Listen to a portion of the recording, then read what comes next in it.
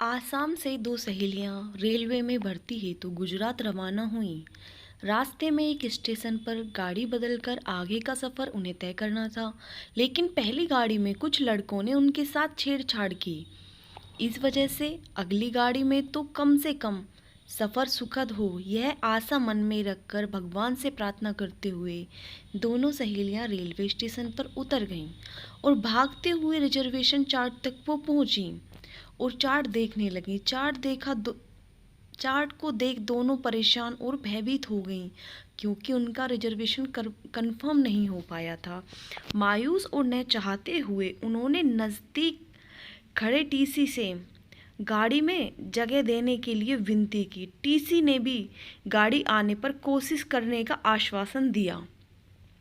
एक दूसरे को सांत्वना देते गाड़ी का इंतजार करने लगी। आखिरकार गाड़ी आ गई और दोनों जैसे तैसे कर गाड़ी में एक जगह बैठ गए। अब सामने देखा तो क्या, सामने दो पुरुष बैठे थे। पिछले सफर में हुई बदसलूकी कैसे भूल जाती, लेकिन अब वहां बैठने के अलावा कोई चारा भी तो नहीं था, क्योंकि उस डिब्बे में कोई जगह खाली भी नहीं थी। गाड़ी निकल चुकी थी और दोनों की निगाहें टीसी को ढूंढ रही थी, शायद कोई दूसरी जगह मिल जाए। कुछ समय बाद गर्दी को काटते हुए टीसी वहां पहुंचा और कहने लगा कि जगह नहीं और इस सीट का भी रिजर्वेशन अगले स्टेशन से हो चुका है, कृपया आप अगले स्टेशन पर दूसरी जगह देख लीजिए। यह सुनते ही दोनों के पैरों तले से जमीन खिसक गई, क्योंकि रात का सफ़र जो था, गाड़ी तेजी से आगे बढ़ने लगी। जैसे ही अगला स्टेशन पास आने लगा, दोनों परेशान होने लगी।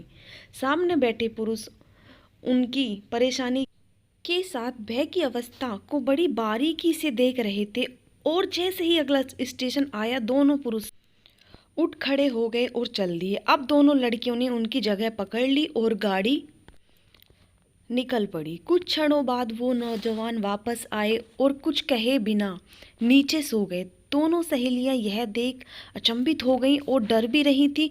जिस प्रकार सुबह के सफर में हुआ, उसको याद कर डरते सहमते सो गईं। सुबह चाय वाले की आवाज़ सुन नींद खुली। दोनों ने उन पुरुषों को धन्यवाद कहा तो उनमें से एक पुरुष ने कहा, बहन जी, गुजरात में कोई मदद चाहिए तो ज़रूर बताना।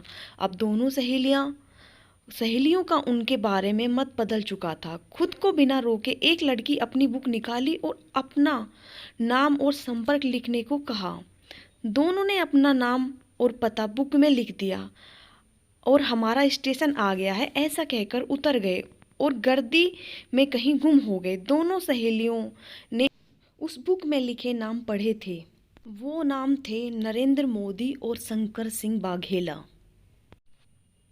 वह लेखिका फिलहाल general manager of the centre for railway information system Indian railway new Delhi में कार्यरत है, और यह लेख द हिंदू इस अंग्रेजी पेपर में पेज नंबर 1 पर a train journey and two names to remember, इस बुक में दिनांक 1 जून 2014 को प्रकाशित हुआ। तो क्या आप अब भी ये सोचते हैं कि हमने गलत प्रधानमंत्री चुना है? अपना विचार हाँ या ना कमेंट बॉक्स में बताएं। कहानी अच्छी लगी हो तो वीडियो को लाइक करें और चैनल को सब्सक्राइब करना ना भूलें।